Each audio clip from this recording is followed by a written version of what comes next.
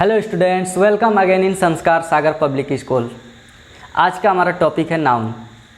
चलिए देखते हैं नाउन क्या होता है बिना समय को बर्बाद किए हुए। ठीक है, तो नाउन की डेफिनेशन से हम चालू करना चाहते हैं इस लेक्चर को।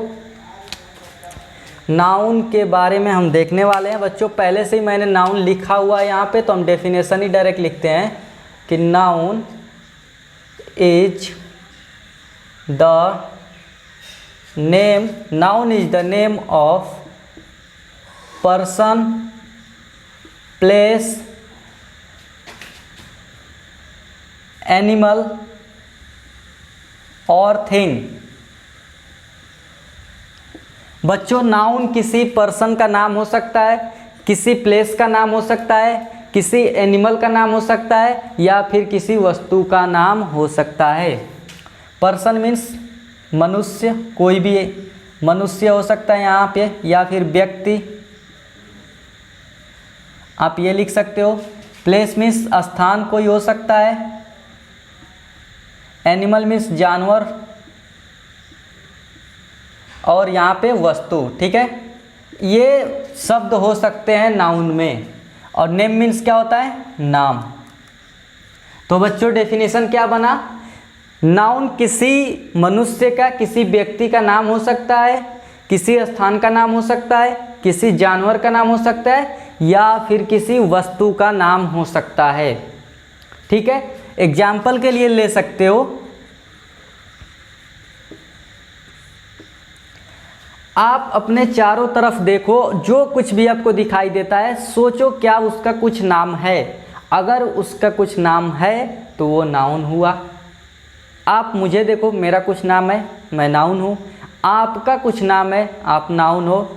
ठीक है, देखो मैं इससे लिख रहा हूँ, इसको कहते हैं इंग्लिश में मार्कर, इसका भी नेम है, तो ये नाउन हुआ। आप इस बोर्ड पे पढ़ रहे हो, इसका भी नाम हुआ बोर्ड, ये एक वस्तु है, ये भी नाउन हुआ। ठीक है, दुनिया में जो कुछ भी दिखता है बच्चों और उसका नाम है, सब कुछ नाउन के अंतर्गत आता है। ठीक है, तो एग्जाम्पल ले लेते हैं। पेन, राम, डॉग, बुक भी ले सकते हो, स्कूल भी ले सकते हो,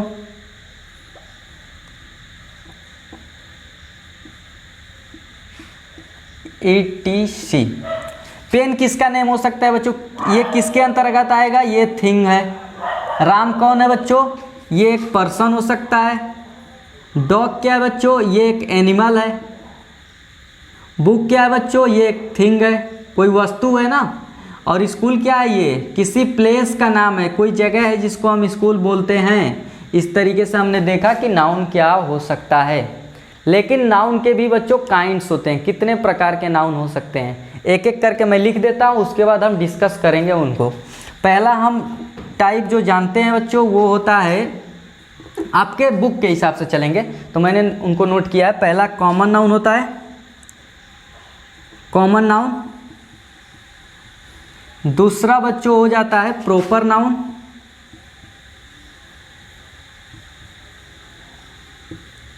तीसरा क्या होगा? तीसरा है बच्चों मटेरियल नाउन।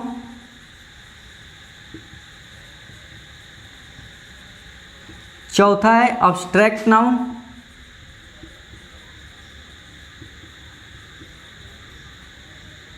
और लास्ट 5th नंबर होता है कलेक्टिव नाउन। हमने 5 काइंड्स ऑफ नाउन देखा। ठीक है, अब हम एक एक करके सबको स्टडी करने वाले हैं। तो अभी आपने ये सब नोट नहीं किया तो जल्द से जल्द नोट करो और हम इस लेक्चर को आगे बढ़ाते हैं। ठीक है, थैंक यू। नोट करो जल्दी। चलो, डेफिनेशन लिख चुके होगे, अपने कॉपी में देखते रहना जब भी मैं जो कुछ भी बोलता हूँ। और बढ़ते हैं आगे। पहला हमारा टॉपिक होगा इसमें कॉमन नाउन के बारे में हमको स्टडी करनी है। कॉमन नाउन के बारे में हमें स्टडी करनी है। तो चलिए देखते हैं कि कॉमन नाउन क्या होता है। A common noun is the name of person, a common noun is the name of person, place, animal और thing which or thing of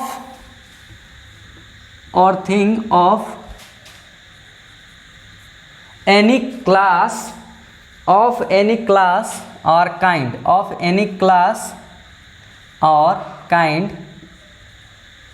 ठीक है बच्चों, of any class or kind and belongs to the whole group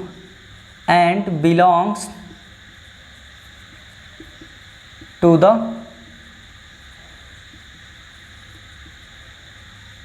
whole group।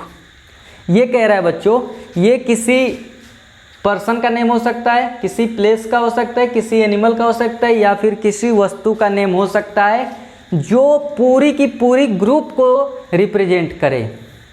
अब यहाँ पे पूरी class को represent करे, पूरी ग्रुप को रिप्रेजेंट करे, इस तरीके की नाउन कौन सी हो सकते हैं, ये हम समझने की कोशिश करते हैं। ये तो डेफिनेशन था, असल में हम कैसे समझते हैं, एग्जाम्पल से समझते हैं।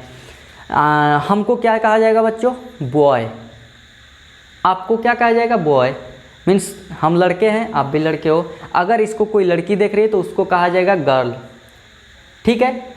लेकिन आप एक लड़की या लड़का हो, ये तो ठीक है, आपका कुछ नाम भी होगा, तो मैंने आपको नाम लेकर तो नहीं पुकारा, मैं बोल दिया बॉय।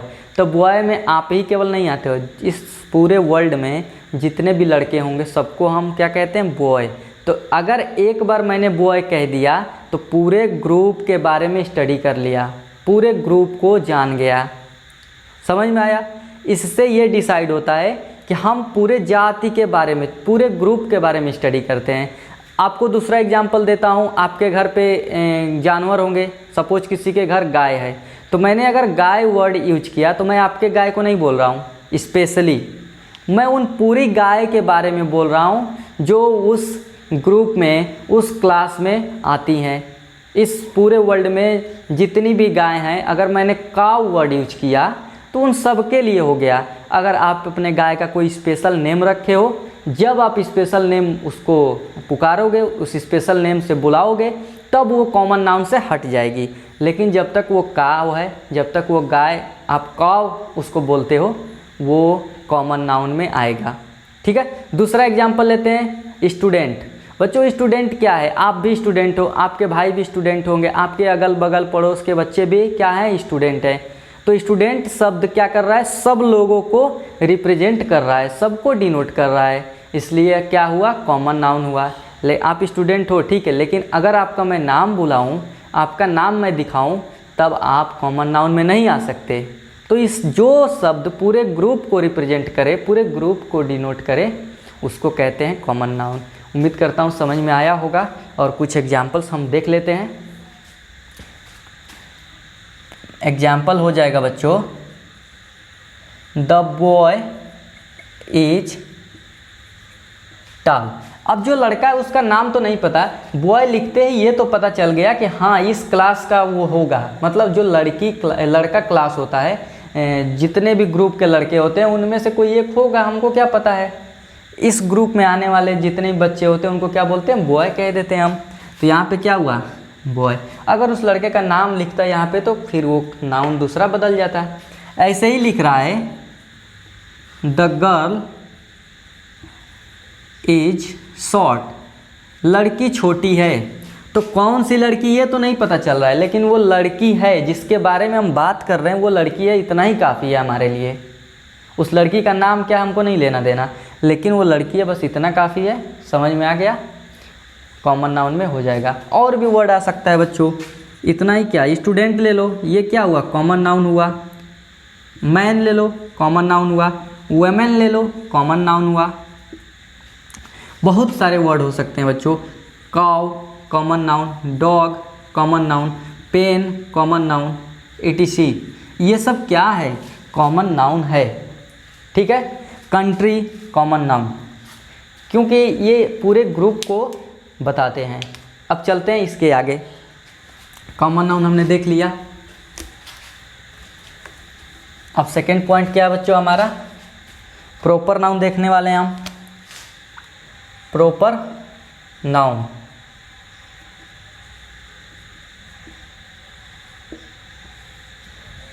ये एक पर्टिकुलर नेम होता है बच्चों किसी का भी। प्रॉपर नाउन क्या होता है, किसी का पर्टिकुलर नेम होता है, या तो किसी प्लेस का पर्टिकुलर नेम रखा जाए, या किसी पर्सन का पर्टिकुलर नेम रख दिया जाए, या किसी थिंग का पर्टिकुलर नेम रखा जाए, या फिर किसी जानवर का पर्टिकुलर नेम रखा जाए।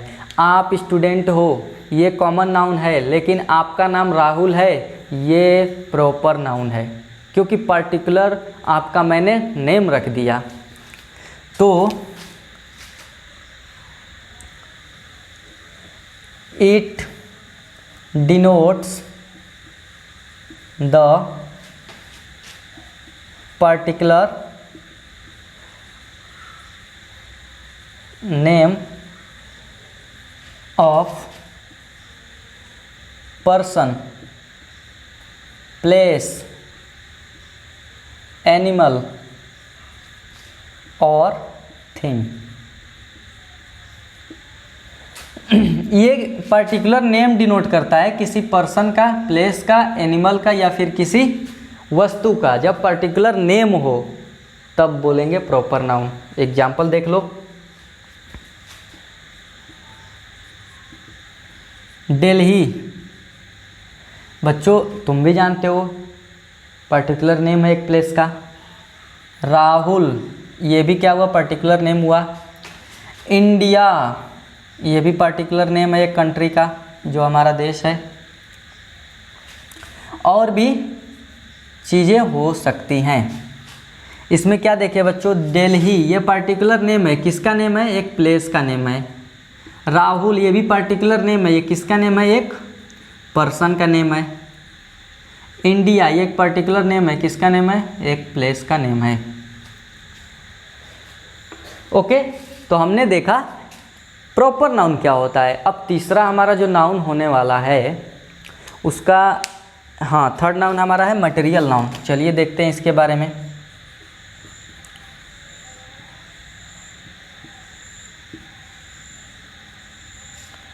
मटेरियल नाउन के बारे में बच्चों देखते हैं क्या होता है।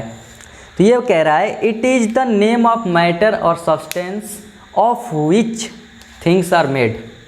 बहुत ही अच्छा एग्जाम्पल दूंगा, पहले डेफिनेशन लिख लो। It is the name of matter और substance of which things are made, of which things are made. It is the name of matter और substance of which things are made. ये या तो किसी मैटर का या फिर किसी सब्सटेंस का नेम होता है जिससे वो चीज़ बनी होती है। बहुत अच्छा एग्जाम्पल है, आपके घर दीवार हैं, भाई दीवार जोड़ के ही तो घर बनता है, तो वो दीवार किससे बनी हुई है, देखो बताता हूँ। आपके घर पे ऐसे दीवार बनी होगी, देखो ऐसे दीवार बनी होती है बच्चों। ये क्या है, हमारे घर की दीवार है। ये क्या है बच्चों, वॉल। ये किससे बनी होती है, किस चीज़ से बनी होती है, क्या कह रहा है, it is the name of matter और substance of which things are made. कोई भी वस्तु किस चीज़ से बनी है ये दिखाता है। तो ये दीवार एक क्या हो गई हमारे लिए, वस्तु हो गई। किस चीज़ से बनी है, पहला देखो। अब एग्जाम्पल मैं लिख रहा हूँ, इसके हेल्प से देखते जाना। इसमें ब्रिक्स आते हैं, तो ब्रिक क्या हुआ, ब्रिक से मिल के दीवार बनते। ईट, ईट, ईट मीन्स इंग्लिश में ब्रिक बोलते हैं इसको, ईट, ठीक है। तो ब्रिक से मिल के बना। दूसरा सैंड, बालू जिसको बोलते हो या रेत बोलते हो, बालू लिख लो, तुमको ज़्यादा समझ में आएगा। ये देखो सैंड से मिलके बना। तीसरा क्या हो सकता है बच्चों, सीमेंट, सीमेंट हो गया। इसके लिए ये सब क्या हुए, मटेरियल नाउन हुए। ठीक है। अब एक और सेंटेंस देख लो, gold of my ring is very costly. मेरे अंगूठी का जो सोना है, मतलब जिस सोने से मेरी अंगूठी बनी हुई है वो बहुत ही कॉस्टली है। उस गोल्ड के बारे में मैं बात कर रहा हूँ। अंगूठी कोई वस्तु है, वो किससे मिलके बनी है? सोने से मिलके बनी है। तो ये क्या बना? मटेरियल नाउन बना। तो कोई भी वस्तु किस चीज़ से मिलके बना है वो है मटेरियल नाउन। समझ में आया? आप वॉल का एग्जाम्पल याद करो। वॉल कैसे मिलके बना? ईंट से, सीमेंट से, सैंड से। तो ये सब क्या हुए? मटेरियल नाउन हुए। किसके लिए? वॉल के लिए। ठीक है। हाँ, 3 चीज़ें हमने कंप्लीट कर लिया अभी तक। अब नेक्स्ट हमारा क्या है? अब्स्ट्रैक्ट नाउन, और बचता है उसके बाद कलेक्टिव नाउन।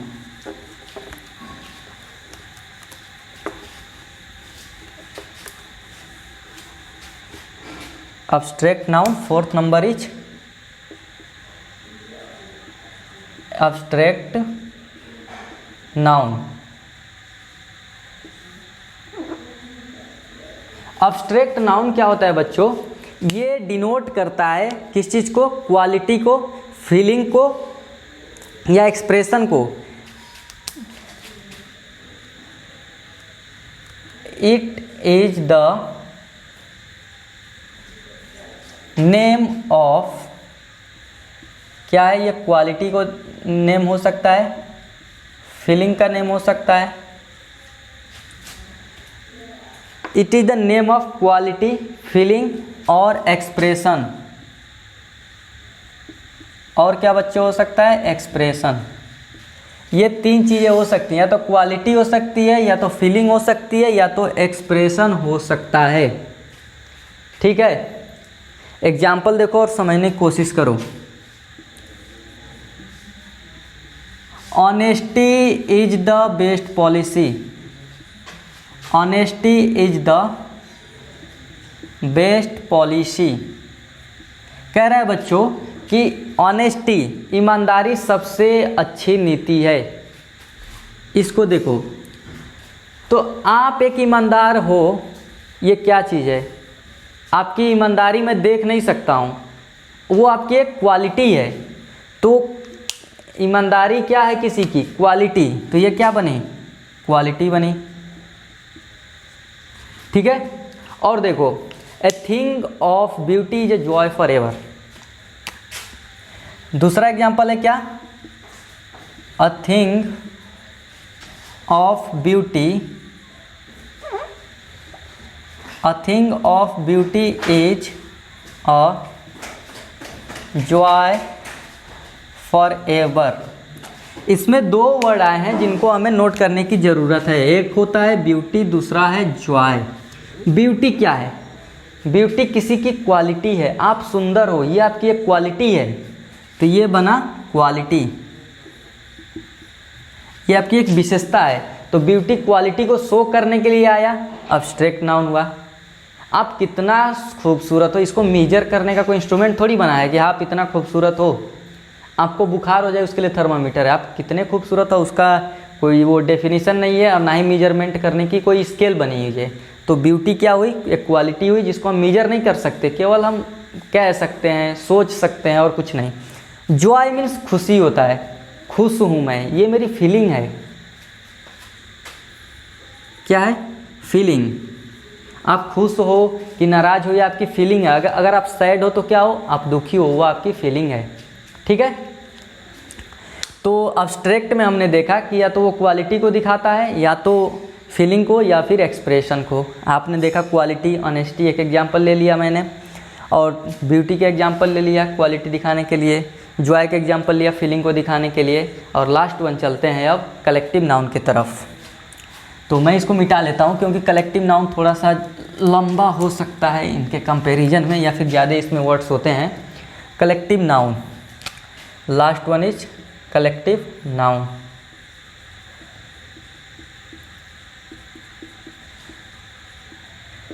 कलेक्टिव नाउन क्या होता है? A collective noun is the name of a group of persons, things और animal. A collective noun is the name of a group of persons, animals और थिंग्स। ये कह रहा है कि कलेक्टिव नाउन क्या होता है, नेम होता है किसका, एक ग्रुप ऑफ पर्सन, या तो ग्रुप में कई सारे लोग आ जाएं और उनको मैं एक नाम से बुलाऊं तो ग्रुप ऑफ पर्सन्स कहे जाएंगे। एनिमल्स, एक ग्रुप में कई सारे एनिमल को रख दो और एक नाम से उनको बुलाओ तो कहोगे एनिमल्स, और एक ग्रुप में कई सारी वस्तुओं को रख दो और कोई नाम दे दो तो कहोगे ग्रुप ऑफ थिंग्स। तो ग्रुप ऑफ पर्सन्स हो सकता है, एनिमल्स हो सकता है और थिंग्स हो सकता है। चलिए एग्जाम्पल लेते हैं और समझने की कोशिश करते हैं। पहला एग्जाम्पल है बच्चों, an army of soldiers. An army of soldiers. Soldiers means बच्चों क्या होता है, फौजी। ठीक है, समझ में आया। सोल्जर्स जो बॉर्डर पे रहते हैं, लड़ाई करते हैं दूसरे देश से हमारी सुरक्षा के लिए, ठीक है, उनको हम कहते हैं क्या, सोल्जर्स। ठीक है, तो कई सारे सोल्जर्स, मान लो कि क्या पता तुम्हारे घर में भी कोई ना कोई आर्मी, एयरफोर्स या नेवी में होगा, उनको क्या कहा जाता है, सोल्जर्स कहा जाता है। लेकिन बच्चों जब कई सारे सोल्जर को एक साथ मिला दिया जाए तो उनको हम क्या बोलते हैं, आर्मी। ठीक है, तो हम क्या कहेंगे, आर्मी। ग्रुप ऑफ सोल्जर क्या हुआ, आर्मी। दूसरा, अ क्राउड ऑफ पीपुल। जब बहुत सारे लोग एक जगह इकट्ठे हो जाएं, मान लो कि तुम मेला देखने गए हो, मेला में बहुत सारे लोग आए हुए हैं, अब उनको एक शब्द में बताना है कि बहुत सारे लोग, बोलोगे बहुत ज़्यादा भीड़ लगी हुई है, मतलब बहुत ज़्यादा लोग इकट्ठे हो गए। तो जब बहुत ज़्यादा लोग इकट्ठे हो गए तो उसको बोलेंगे क्राउड। तो क्राउड का मतलब क्या होता है बच्चों, भीड़। तो बहुत ज़्यादा लोग जब इकट्ठे हो जाते हैं एक पास में, उनको हम बोलते हैं crowd. Heard of cattle. A heard of cattle. बच्चों बहुत ज़्यादा जब जानवर एक साथ रख दिए जाएं तो उनको कहा जाता है हर्ड, HERD, हर्ड, हर्ड। ठीक है, बहुत सारे जब जानवर एक साथ रख दिए जाए तो उनको बोलेंगे हर्ड। अब देखो, अ ग्रुप ऑफ स्टूडेंट।